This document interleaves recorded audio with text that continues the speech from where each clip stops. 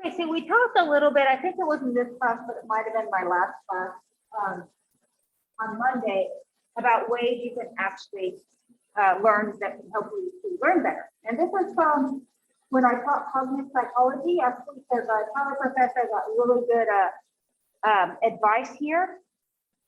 So there's a concept called desirable difficulties. And this is the idea that in order to learn something or to improve long-term performance, you need to challenge yourself just enough, but not too much. If it's too easy, you won't put enough effort in it to learn it. You won't actually make that cognitive effort that will we'll talk about the hippocampus and everything. They'll actually get it processed by the hippocampus repeatedly and then stored for long-term memory. It has to be just difficult enough. If it's too difficult, you'll get discouraged and you won't understand. And if you don't understand, you can't learn it either. So desirable difficulties. Testing is really important to learning. Now, I suggested that you guys do the little chapter quizzes, before you cover the material in class and before it's due, and then finally before the midterm exam that's relevant. Because testing, the pre-testing kind of focuses you in on what you're going to expect to learn, okay? The testing and retesting, because every time when you make a mistake, you're actually more likely to learn it for a lot of things, right? It actually helps you learn. Interleaving and spaced practices. Well, here that idea is so yeah, you've heard it before. It really is more effective to give yourself a break. It's better to study 6 times for 10 minutes and once for an hour. Okay. For the same material, repeating it or different material, either way. So let's go on to what we really want to talk about here. This is a study they did in 2018. So there's a lot of research showing that there are better ways to learn things, better ways to study, and the way everybody's studying is not the best way to study. There's a lot of techniques that are really cool, okay? For one, just what I just said, spaced practicing out, stuff like that. But when you tell students how to do things, they still go back to the things that they always do. So you really can't train people. So the idea of this article I'm going to talk about now is if you're going to use the 5 most popular, if often ineffective study strategies, at least use them in a way that's going to help you learn. Okay. So how can you do this more effectively? Here are the top 5 popular study strategies. I can read the chapter twice, or do highlighting, note-taking, outlining, and making an outline of the important information. Flashcards, 2 rereads, couple people who highlight, note-taking, outlining, and flashcards. Okay, so we got some people who pretty much all of them. So let's look at how you can make these strategies most effective for learning. Okay, rereading. First out, as with everything, space things out. Don't read everything today and again tomorrow. Space it out. And secondly, if you're going to reread, first try to think about what's going to come. So for example, if you're reading the chapter, you're at the part about depth perception. Before reading about depth perception, cover it up and think, okay, so they're going to cover monocular cues, and I can think of 5 monocular cues, and then they're going to cover binocular cues, and that. Well, what's the call when your eyes don't filter, and what's the try to remember it before we read it. That helps. Rereading is social memorization. Okay, because if you put it exposure to the same thing, the more you expose yourself to something, the more likely you're going to remember it. But it's not really good for those higher order learning, like integration, understanding, application, stuff like that. Okay, what about highlighting? If you highlight, you do remember it better. Studies show that. The problem is that people don't highlight appropriately. Either they don't highlight the important stuff, or properly, or likely they highlight everything. If you have more highlights than white on your paper, you're highlighting too much. Okay? So the thing is to make sure you know what is important to highlight. So first read the whole thing and then go back and highlight the important part. And don't assume on that first read that you can understand what's important. When you're talking about reading, the first time you can kind of skim to get an idea, and then scan it, paying attention to the important stuff, and at that moment, highlight that important stuff. Don't highlight the whole paragraph. If you're highlighting a whole paragraph, it's a problem. Note taking. So we talked about this the very first day, that the studies have shown that it's more effective to take notes by hand. And it's not necessarily the hand manual thing. It's because when you take notes by hand, or at least this is one potential mechanism, you are forced to actually think about it, summarize it, and paraphrase it, because you cannot possibly take down every single thing the professor says. But we type, most of us type much faster than we write. So if we're typing, we can take down practically every word, and there's a tendency to want to do that. And that means we're not actually processing. It's just going in our ears and out our features without even being stopped by our higher cognitive processes that are actually what is going to help us learn. Because actually, it's easier to learn things when they're meaningful. Okay, deep processing, that means connecting it, thinking about getting what is important there, right?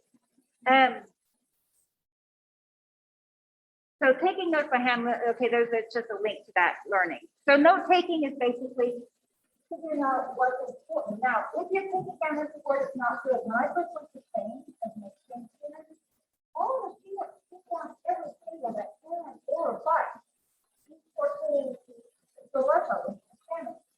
Literally, they would write down every word. And they didn't make it very important much I did, made the second language for me, and I still did a conversation. If you're taking down every word, you're doing a lot of stuff you don't really need to know. I stand up here and I talk with you, and most of what I say, you don't ever need to remember ever. It's totally unimportant. So you have to go to fix it. And we help you with slide code. When I was a freshman in college, there was no PowerPoint. So basically, the only way I could take anything down is writing these notes. Okay, nowadays, you can print out the PowerPoint. It is a good idea. Print it out and just write in the margin or rewrite, but that's going to focus you in on what's important. Outlining, that's just making an outline of the most important material. And this is actually a pretty good strategy. And because it can help you review what you're going to expect to learn and review, like if you just read a book, it might, or read the chapter, it might actually help you outline it. Okay, because when you outline, you're just doing the important stuff. You do that people process. And finally, flashcards. Okay. Flashcards, people think that they're just testing them, right? They're just kind of testing them. But for cognitive psychology, what we know is kind of a testing effect. You're just retrieving information. And we'll talk about that chapter 6, I think, is the memory chapter. Every time we retrieve information, we make more connections and it becomes more solid in our brain. Okay, so if you're going to use flashcards, there's some common errors. What people will do is they'll often just use flashcards until they look at it and they know the answer. That's not enough. Okay, so one main problem is they draw them too soon. You need to read, if you're going to use flashcards at all, repeat it beyond when you think you know it. Okay, so you do. Space repetition is equal. More practice. I mean, I'm not a bad thing. I never could use flashcards. I was working silly, but there's no doubt that it helps you if you insist, if you space out your practicing, and as long as you don't assume you know something. And that also happens with reading. When you read something the second time, it's familiar. And because it's familiar, you might assume you know it. Remember that familiar, just because something rings a bell doesn't mean you can sit down and examine and reproduce it. Right? That's why it's really useful before you review, before you do flashcards, sit down with a blank piece of paper and write out what you remember of the chapter. Okay? Or at least a little, enough to test yourself and know, okay, we're going to think, I'm going to do some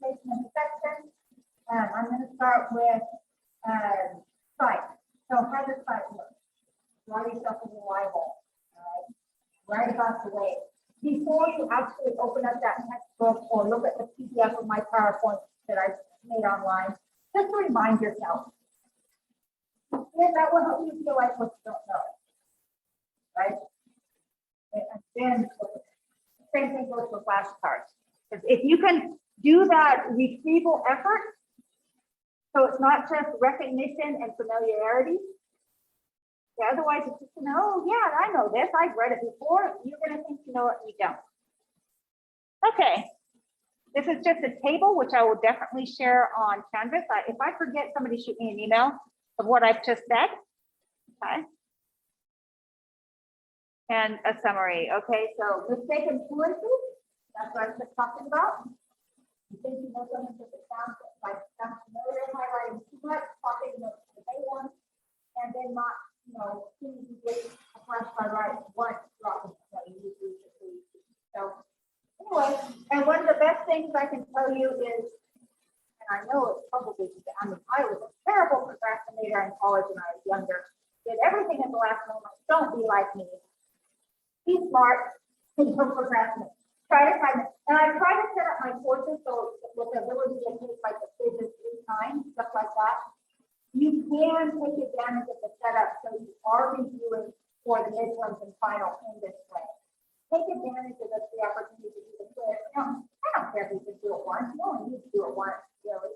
But if you do it more than once, you're doing extra practice. This isn't a really hard course. You're running things like chemistry, which is one thing that against the wall. That requires a lot more effort.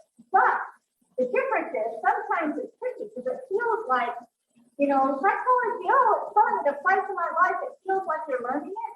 But because you can understand it when I first say it, you know, you have that illusion of knowing more than you do, whereas if you sit down with chemistry, at first you're going to, you know, maybe fail the first midterm. That's what I did, right?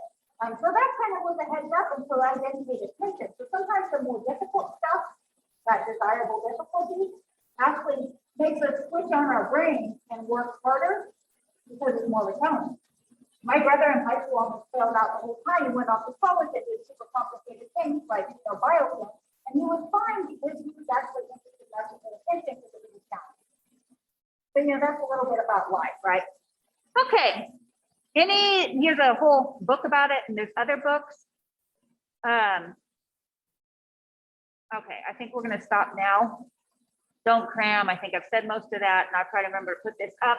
Any questions? Okay, cool. I will see you next week. Chapter 4. Most of the things we have the weekend, but enjoy the rest of this week and the weekend when it gets here.